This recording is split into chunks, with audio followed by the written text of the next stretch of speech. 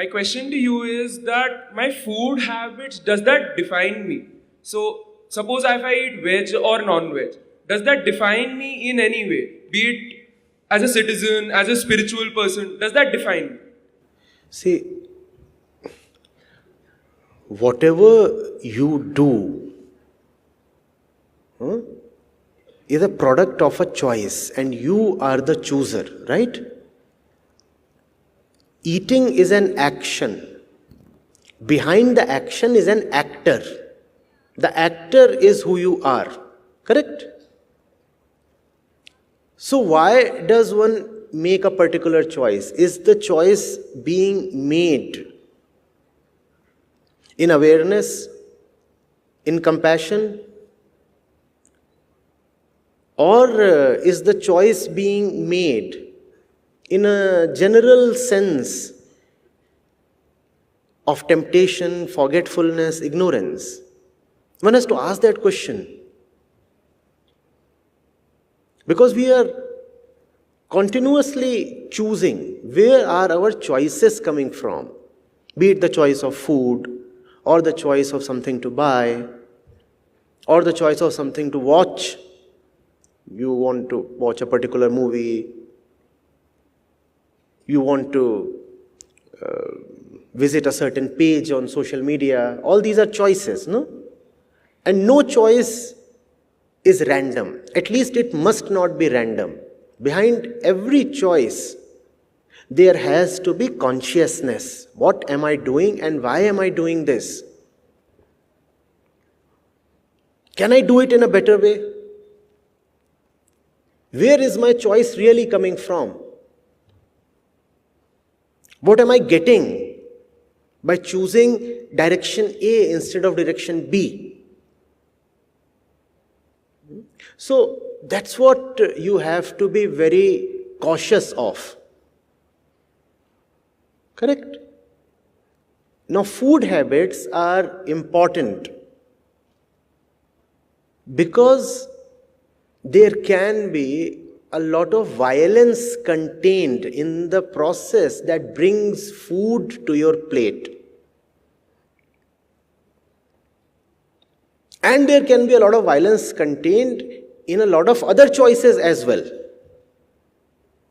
But food is very important because the entire population of the planet eats. 800 crore of us, and we all eat. And we eat 3 times a day.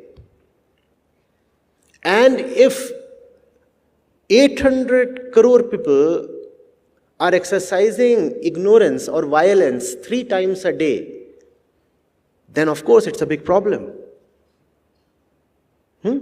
There is nothing that gets done with such frequency by so many people. And that's the reason why food habits are such an important contributor to the grave problem of climate change that especially your generation is going to face throughout its lifetime. I suppose not many of us might be aware that food habits are probably the principal contributor to climate change. For the same reason. Everybody eats. Everybody eats. So in total it becomes a big thing. And if most people are eating in a wrong way, then think of the accumulated quantum of the problem. Flesh consumption, flesh and dairy together are the worst contributors to the biggest problem that we are facing today. Now tell me, as a well-read young man who lives in a metro city, who is exposed to technology and information, is it all right that you keep contributing to the worst problem we all are facing today? Is it all right? Do you want to be on the side of the solution, or do you want to be contributing to the problem 3 times a day? Please tell me. You want to be not to be counted as the problem makers, right? So I've just talked of how food habits contribute to the problems of the world, the external world.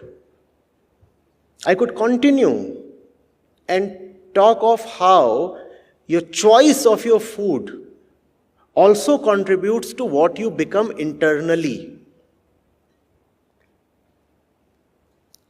If blood and death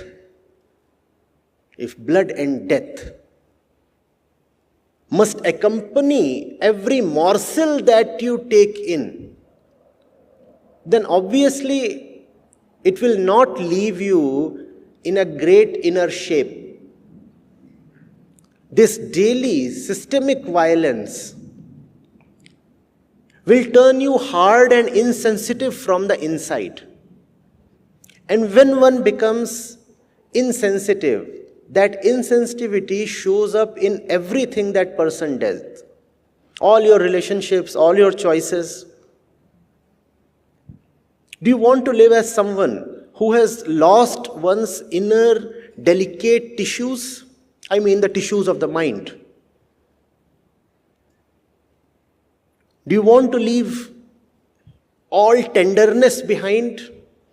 And if there is no tenderness, you are okay to keep continuously killing just to satisfy your taste buds, then where does that leave you inwardly as a person? You need to ponder about it.